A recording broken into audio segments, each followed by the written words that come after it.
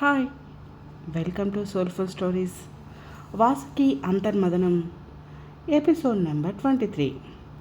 మరోవైపు వాసుకి ఉన్న room door bell మోగింది.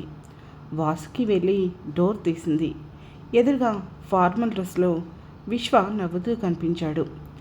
వాసు కూడా నవ్వుతూ, నువ్వు క్యాజువల్ కన్నా ఫార్మల్ డ్రెస్లో బాగుంటావు విశ్వ అన్నది అతనికి దారి వదులుతూ. విశ్వ లోపలికి రావడంతో డోర్ వేసి తను లోపలికి వచ్చింది. ఏం చేసావు ఇప్పటి వరకు అని షూస్ తీస్తూ అన్నాడు విశ్వ. నాన్నకి ఫోన్ చేశాను విశ్వ అని జరిగిందంతా చెప్పింది వాసుకి. ఆ డైవర్స్ వస్తే కానీ పీడపోతుంది. నువ్వు వెళ్తే మళ్ళీ నా దగ్గరికి వస్తావా బంగారం అని అడిగాడు చేతన్. నేను రాకుంటే నువ్వు వచ్చేస్తావు కదా అని నవ్వింది వాసుకి.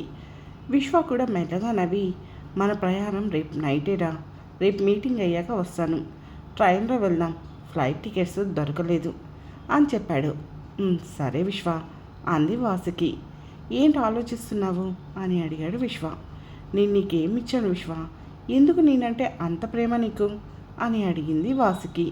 చూడు బంగారం, ఓ వ్యక్తిని ప్రేమించడానికి కానీ ప్రేమించకపోవటానికి కానీ కారణాలు అనేకం. కానీ నిన్ను చూడగానే ఇష్టపడ్డాను, నీతో జీవితం పంచుకోవాలని అనుకున్నాను.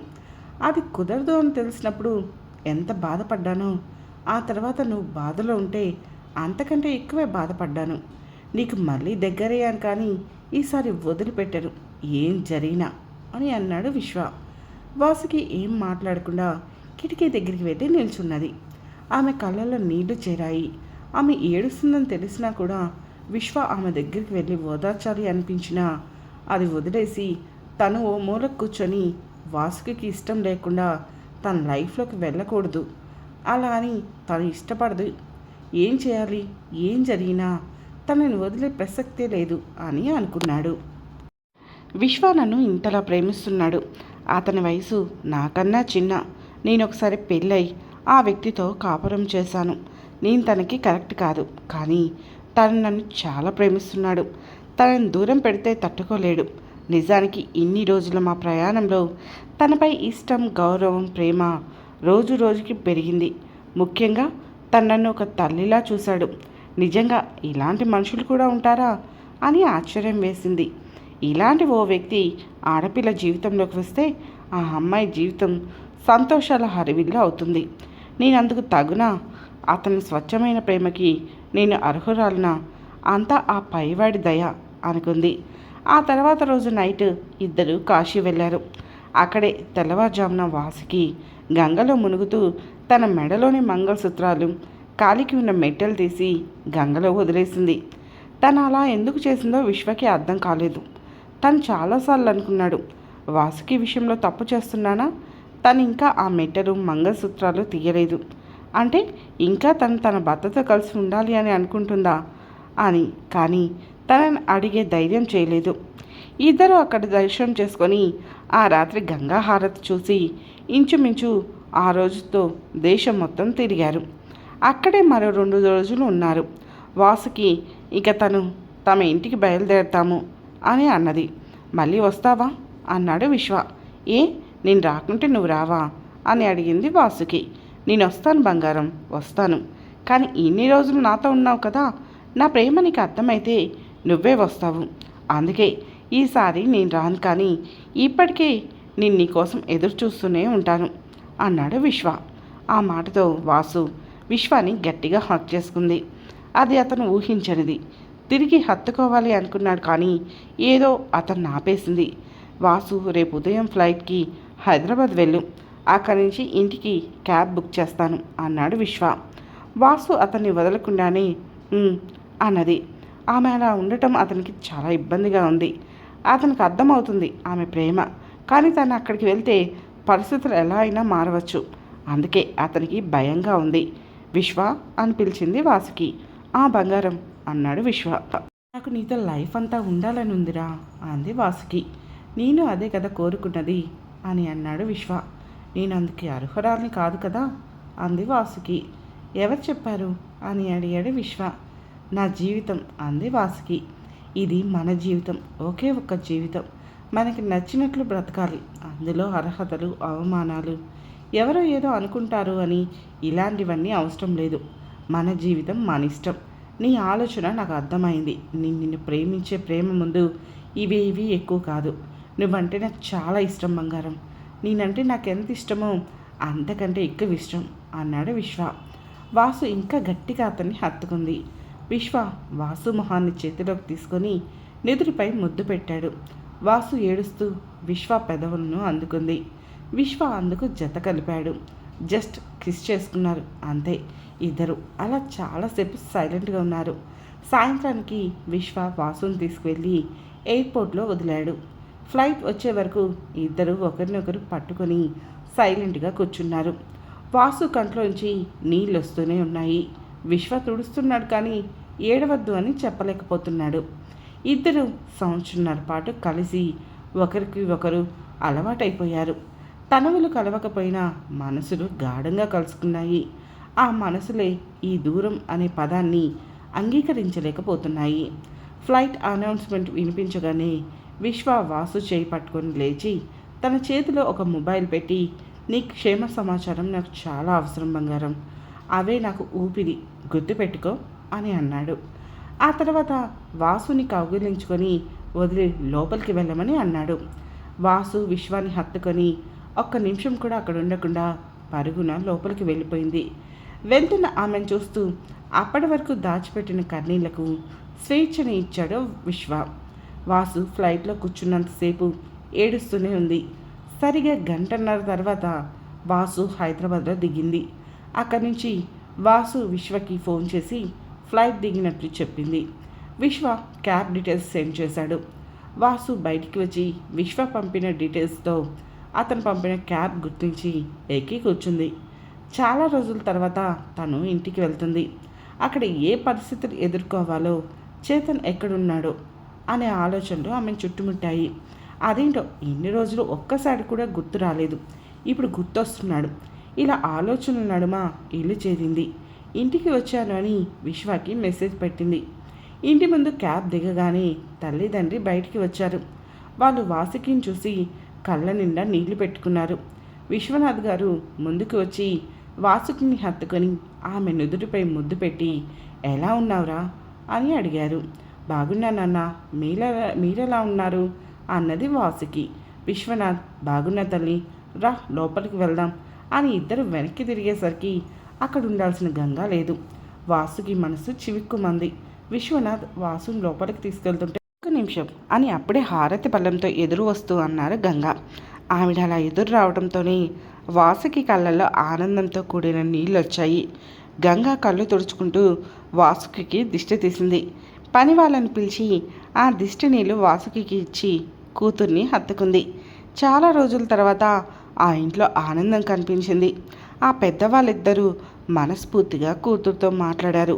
ముగ్గురు కడుపు నిండా తిని నోటి నిండా మాట్లాడుకున్నారు. వాసుకి పడుకునే ముందు విశ్వకి ఫోన్ చేసింది. బంగారం, బిజీగా ఉన్నాను, రేపు మాట్లాడతాను అన్నాడు విశ్వ. సరే అని పెట్టేసింది వాసుకి.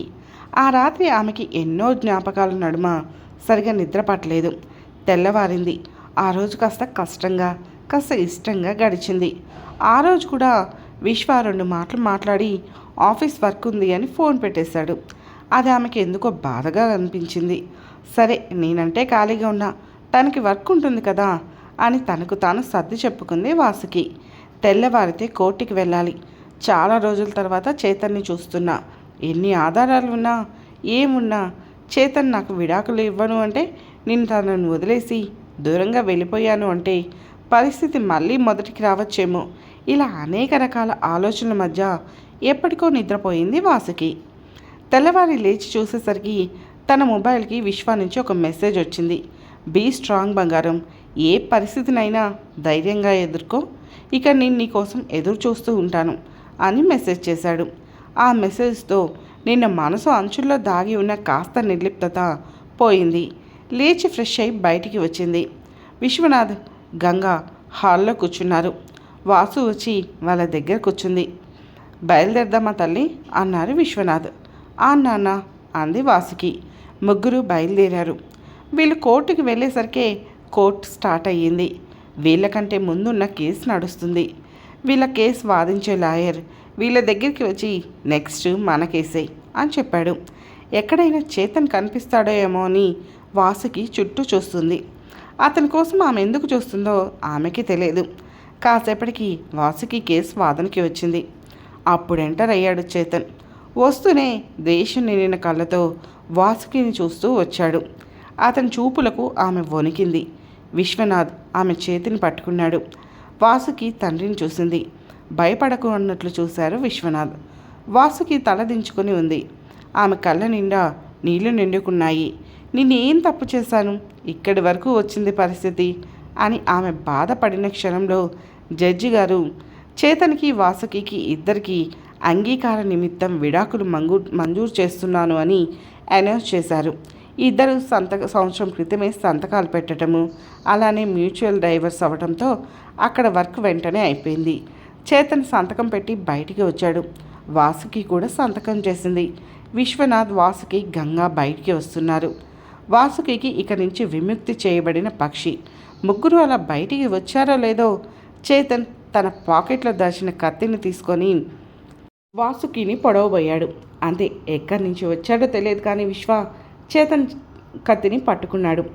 అనుకోని పరిణామానికి వాసుకి వణికిపోయింది. అక్కడే ఉన్న లాయర్సు జరిగే చూస్తున్నారు. చేతన్ చేతిలోంచి కత్తి లాక్కోవాలి అని చూస్తున్నాడు. కానీ అతని వల్ల కావడం లేదు. అప్పటికే చేతికి గాయమయ్యి రక్తం కారుతుంది. కానీ అతను మాత్రం కత్తిని వదలటం లేదు. ఆ కత్తి వదిలితే వాసుకిని పొడి చేస్తాడు అని వదలటం లేదు. చేతన్ కోపంతో పిచ్చిగా, ఇది చచ్చిపోవాలి, బతికితే నాతో బతకాలి, లేకుంటే చచ్చిపోవాలి అని అరుస్తున్నాడు. ఇంతలో పోలీసులు వచ్చి చేతన్ని పట్టుకున్నారు. చేతన్ విజయ్ పొజిషన్లో లేడు. విశ్వనాథ్, గంగా వాసుకిని గట్టిగా పట్టుకున్నారు. వాసుకి పోలీసులు తీసుకువెళ్తున్న చేతన్నే చూస్తుంది.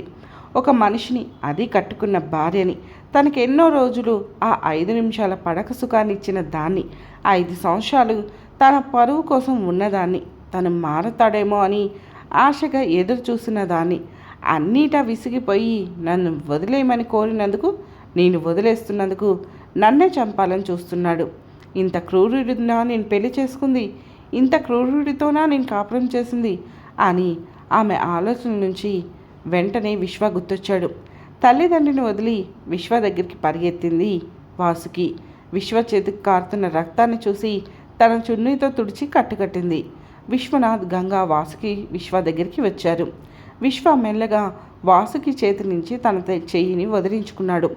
ఓ పోలీసు వచ్చి విశ్వాని హాస్పిటల్కి తీసుకువెళ్ళాడు. వాసుకి తన పేరెంట్స్తో వెనకే వెళ్ళింది.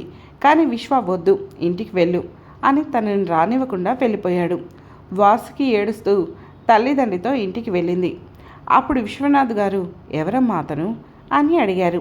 ఇక వాసుకి తనకి పరిచయం అవ్వటము, అతను ఆమె కోసం ఇంటి పక్కనే ఉండటము, తను ఒంటరిగా వెళ్తున్నప్పుడు తనతో ఉండటము అన్నీ చెప్పింది. అంతా విన్న ఆమె తల్లిదండ్రికి ఏం మాట్లాడాలో అర్థం కాలేదు. కానీ ఇక నుంచి కూతురి జీవితం ఆమె ఇష్టం అని వదిలేయాలి, తను ఏ నిర్ణయం తీసుకున్నా తన ఇష్టం మాత్రమే అనుకున్నారు. వాసుకి ఆ రోజు సాయంత్రం విశ్వాకి ఫోన్ చేసింది. లిఫ్ట్ చేశాడు. అతను ట్రైన్లో ఉన్నాడు అని ఫోన్లో క్లియర్గా అర్థమవుతుంది. అయినా ఎక్కడున్నావు అని అన్నది వాసుకి. ముంబై వెళ్తున్నా అన్నాడు అదేంటి అని అడిగింది వాసుకి. వెళ్ళాలి కదా, ఆఫీస్ ఉంది అన్నాడు నాకొక మాట అయినా చెప్పకుండా అంటున్న వాసుకి మాటలకు అడ్డొస్తూ, వాసు, ఇప్పుడు ఈ క్షణం నువ్వు నీ మనసులో నా గురించి ఏమనుకుంటున్నావు అని అడిగాడు నా దగ్గరికి రాకుండా పోతున్నాడు దొంగ సచ్చినోడు అని అనుకుంటున్నాను అంది వాసుకి. పెద్దగా నవ్వాడు. ఈ నవ్వుకు ఏం తక్కువ లేదు. ఎందుకు వెళ్తున్నావు నన్ను కలవకుండా అని అడిగింది వాసుకి. ఈరోజు ఉదయం నువ్వు ఎదుర్కోబోయే పరిస్థితికి అండగా నిలబడాలని వచ్చాను వాసు, కానీ నీకు అండగా మీ అమ్మ నాన్న ఉన్నారు, అందుకే చాలా హ్యాపీగా నేను వెళ్తున్నాను అని చెప్పాడు అంటే అని అర్థం కానట్లు అంది వాసుకి. అంటే ఏముంది, నీ లైఫ్ నీ ఇష్టం, నీ నిర్ణయం అన్నాడు అంతే అంటావా అంది వాసుకి. అంతే బంగారం అన్నాడు సరే అయితే పెళ్ళికి పిలుస్తాను, వచ్చి అక్షంతలు వేసిపో అంది వాసుకి. ఎవరి పెళ్ళికి అన్నాడు నా పెళ్ళికే, ఇప్పుడు నేను సింగిల్, అందుకే మళ్ళీ పెళ్లి చేసుకుందాం అనుకుంటున్నా అంది వాసుకి. సరే ఒక వారం ముందు చెప్పు, వచ్చి అన్ని పనులు దగ్గరుండి చూసుకుంటాను అన్నాడు విశ్వ. అలానే మా అత్తగారి ఇంటి దగ్గర ఓ ఇల్లు కూడా చూసుకో అంది వాసుకి. అలానే మేడం, లైఫ్ అంతా మిమ్మల్ని చూస్తూ బతికేస్తా అన్నాడు విశ్వ. ఆహా అంది వాసుకి. అంటున్న విశ్వతో పోరా అంది వాసుకి. పోతున్నా కదా అన్నాడు విశ్వ. సరే అంది వాసుకి. సరే అన్నాడు విశ్వ. బాయ్ అంది వాసు. బాయ్ అని ఫోన్ పెట్టేశాడు విశ్వ. వాసుకి నవ్వుకుంది. వాసుకి డైవర్స్ వచ్చి నెల రోజులు గడిచింది. కోర్టులోనే చేతన్ అలా చేయడంతో అతనికి 6 నెలల జైలు శిక్ష, 10,000 జరిమానా వేశారు. జైలుకి వెళ్ళి కారాలు మిరియాలు నూరుతున్నాడు. ఎప్పటికైనా మారుతాడో లేదో అర్థం కాదు. విశ్వ వాసు రోజు మాట్లాడుకుంటూనే ఉన్నారు. అతనికి వాసు కావాలి అనిపిస్తుంది. ఇప్పటికే చాలాసార్లు చెప్పాడు కానీ మళ్ళీ ఆమెను ఎలా అడగాలో తెలియడం లేదు. తనకి నేను బలం కావాలి కానీ భారం కాకూడదు. తనకి నచ్చినప్పుడు తనే వస్తుంది నా దగ్గరికి. అప్పటి వరకు తన స్పేస్ తనకి ఇవ్వాలి అని సైలెంట్గా ఉంటున్నాడు. ఇన్ని రోజులు ఇంత కేరింగ్గా చూసుకున్నాడు. పెళ్లి చేసుకుంటాను అన్నాడు. అలాంటిది ఇప్పుడు ఆ విషయమే తీసుకురావటం లేదేంటి? ఏమై ఉండొచ్చు? నేను అడగాలి అని అనుకుంటున్నాడా? చూద్దాం ఏం జరుగుతుందో అని అనుకుంది వాసుకి. ఇలా ఇద్దరు మాట్లాడుకుంటూనే రోజులు గడుపుతున్నారు. ఓ రోజు వాసుకి దగ్గరికి వచ్చిన విశ్వనాథ్, అమ్మలు అన్నాడు. నాన్న అంది వాసుకి. ఏం చేస్తున్నావు అని అడిగాడు విశ్వనాథ్. చదువుకుంటున్నాను నాన్న అంది వాసుకి. ఇప్పుడు చదివేంట్రా అని అన్నాడు విశ్వ. జూనియర్ లెక్చరర్స్ జాబ్స్ పడ్డాయి నాన్న, అప్లై చేశాను, దానికే ప్రిపేర్ అవుతున్నాను అంది వాసుకి. చదివి ఉద్యోగం చేయటం ఇవన్నీ ఎందుకురా, మనకున్న రైస్ మిల్లు ఇంకా పొలాలు, వాటి లెక్కలు చూసుకోవచ్చు కదా అన్నాడు విశ్వనాథ్. నాకేం తెలియదు కదా నాన్న వాటి గురించి అంది వాసుకి. నేనున్నాను కదా, నేను నేర్పిస్తాను అన్నాడు విశ్వనాథ్. సరే నాన్న ఇప్పుడు బయటికి వెళ్తున్నారా అని అడిగింది వాసుకి. అమ్మా అన్నాడు విశ్వనాథ్. నేను వస్తున్నా అని తండ్రి బిడ్డ ఇద్దరు బయలుదేరుతుంటే గంగ అడ్డుపడింది. ఆ తర్వాత ఏం జరిగిందో తెలియాలి అంటే మీరు నెక్స్ట్ ఎపిసోడ్ని ఫాలో అవ్వాలి. స్టోరీ మీకు నచ్చితే లైక్ చేసి షేర్ చేసి కామెంట్ చేయండి. అలానే హై పాయింట్స్ కూడా ఇవ్వండి. నెక్స్ట్ ఎపిసోడ్తో స్టోరీ ఎండ్ అయిపోతుంది. మీ స్టోరీని సపోర్ట్ చేయండి. Thank you.